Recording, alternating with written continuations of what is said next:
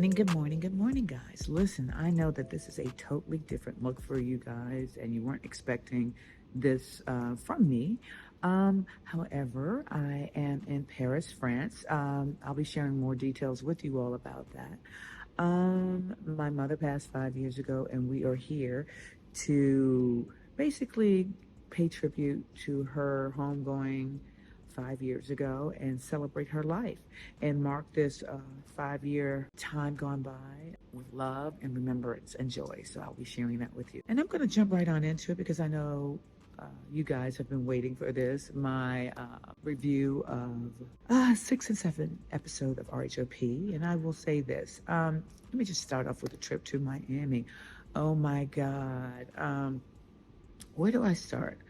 Well, again, I'm sharing with you all that I really watched this from the perspective of a viewer this year. I had no idea there were such budding relationships going on, i.e., Mia and the other woman. I didn't know that they were friends at all. News to me. I don't know about news to you guys, but I'm watching it. So it does, though, explain to me why she thought it was okay, why Mia thought it was okay to bring the other woman on what she packaged to me as a birthday celebration for me. Yeah, I would never invite someone to Mia's birthday celebration that she was not friends with. Bottom line, I wouldn't. Now, we could go ahead and jump on into like more fun things like, let's talk about how good Gisele looked when she was shopping for the Miami trip. If this inspired her, girl, yes, go Gisele. I am so happy. You guys also had questions about my outfit that I wore to the airport. Well, I dress for every occasion. And so when you dress for the airport, my idea is to go high-low. Now, I had couture shoes on. I had couture purse. But darling, I was sporting a wonderful, I think it cost me $70 at the time, jumpsuit from Fashion Nova. Girl, there is nothing wrong with mixing high-low. I am all there for it. And super excited about sharing that with you guys. And I'm glad you liked the outfit. I loved it. It's my 5'9" birthday, honey. I am dressing for the occasion. Then let's also talk about, in this episode, which is episode 6, you guys saw that Mia assigned everyone a room based on, a name of a strip club. Well, I'm going to have to believe her. Is there really a strip club name, what she gave me? Potomac Teas? I don't know. Did she make that up? Mia, did you make that up? I'm just saying.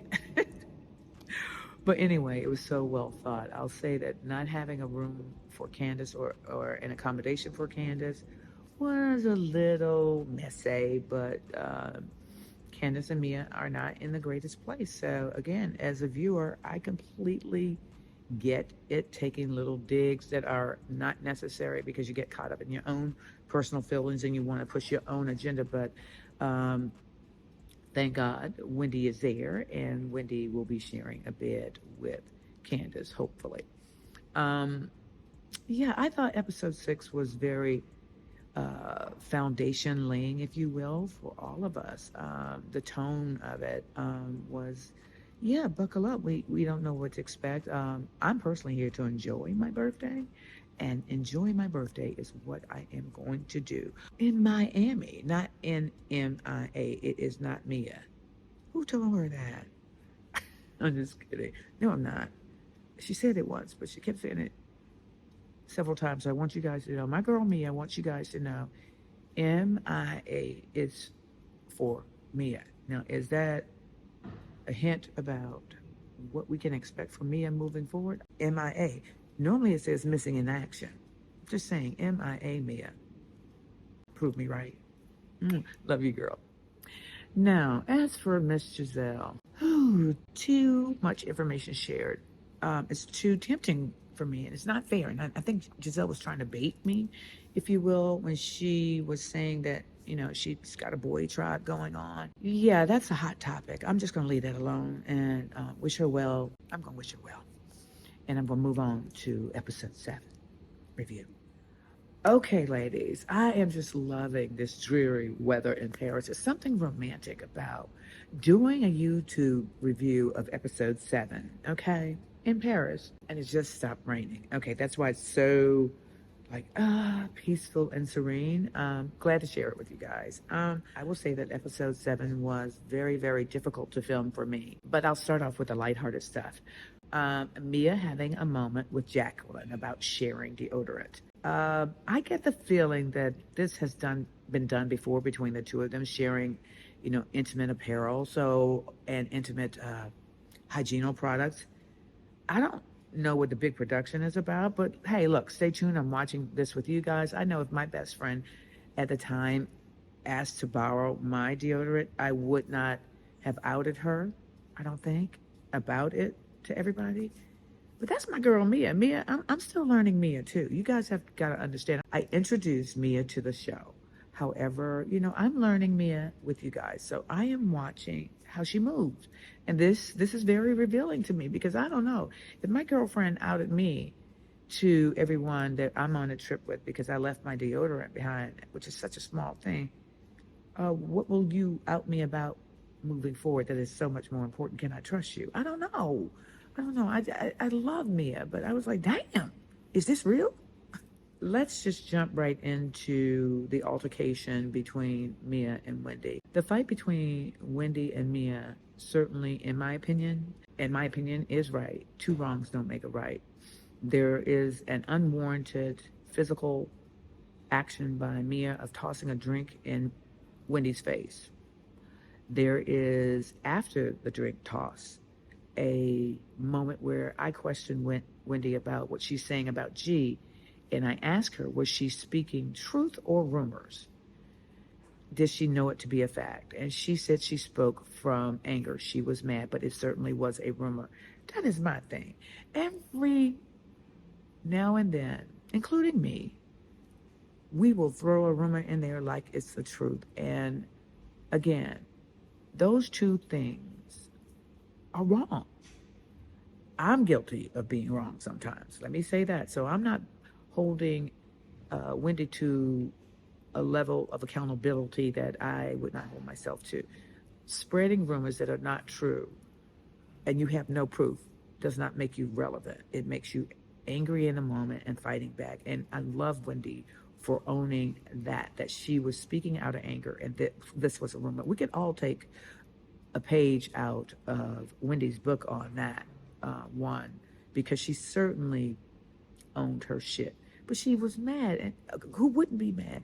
She just got a drink thrown in her face. Can you believe I'm sitting in between them when this goes down? No one was more shocked than me. But also getting to what's important, I did hear you all. You DM'd me. You were concerned. I, like you, am watching this and seeing Robin say that I should have de-escalated the situation that she clearly gaslit is totally irresponsible of Robin, and I'll just leave it there. But where in this scenario do you see a black and white striped referee shirt on me? And how dare you say that I should have de-escalated it? Anyone at this table could have de-escalated it. I think her saying that I should have de-escalated the situation is just an attempt to deflect from her horrible behavior, her selective horrible behavior. We were all there for the entire event. I find it interesting when she turns into her version of TMZ that she only is taping Wendy defending herself. She doesn't take the very beginning of the altercation. So stay tuned. I'm watching this with you all. Maybe that footage will come up later, but I find it very suspect. But personally for me, again, Mia is my friend. Wendy is my friend. Two wrongs don't make a right, and it's just that simple. So stay tuned. I will address all of that. Let's move on to the elephant in the room. This woman and I have not been friends for 5 years. She candidly admits that to everyone. Why Gisele is trying to force a conversation between us is very clear to me. Gisele has nothing going on in her life, and she wants to orchestrate or produce whatever it is she is attempting to produce for this other woman by forcing and very unnatural progression in a relationship that does not exist between two women for 5 years. The woman said, I have not called you. And I said, I have not called you. I.e., we don't want to call each other. Shut up, Gisele. Love you dearly, but shut up. In a loving way, shut up. You have nothing else to do, Gisele. And that got on my ever-loving last nerves. I was more like ruffled by Gisele pushing this scenario between these two women who are not friends. You are friends with her, or are you? Or are you afraid of her? I don't know. Robin is friends with her, or are you? Or are you afraid of her? I don't know. But clearly, I am the only one sitting at this table being clear about where I stand with this woman, which is nowhere. I know everyone has their opinions about that, and they're speculating, but I'm not going to get ahead of the story. I have a very good reason for not dealing with this woman, i.e., we're not friends, period. And the proof is in my phone. I'll just say that. That's a teaser. When necessary, I'll flash you guys with that. This person seems to be trying to bring me as her relevance to RHOP, which would be making her dated, i.e. 5 years. Yeah, that's all I can think it is.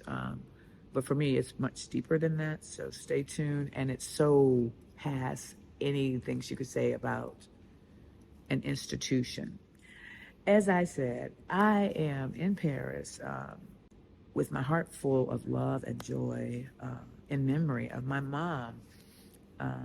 This Thanksgiving marks the 5th year of her heavenly departure, and I will be sharing with you guys so much more on this trip to just honor her and her memory. She is loved by so many of us and missed so dearly. So it's befitting that, I do this for her and my family, especially in the climate that we find ourselves in right now. So I can't wait to share all of that with you guys. I wish that my review of episode 7 had been a better or happier moment for the viewers. But I need to end my review with this. And it's befitting. I'm in Paris to celebrate my mother, by the way, who was a beautiful brown-skinned woman. My daughter is a beautiful brown-skinned woman. My husband is a black cherry wine of a man. I'm just saying. I say that to say I am not a colorist. How dare anyone assume that I am? You will never find me in that light. I was not raised that way. I do not participate that way. I do not move that way. I am disgusted by the implication that any of us are colorists. We have very brilliant women on RHOP, and I feel that there are other ways to describe our fracture in our relationships other than playing into colorism. I don't support it, I don't condone it, and I don't believe it. And on that note, we're going to move on to this moment in Paris and celebrating my beautiful mother. Thank you, guys.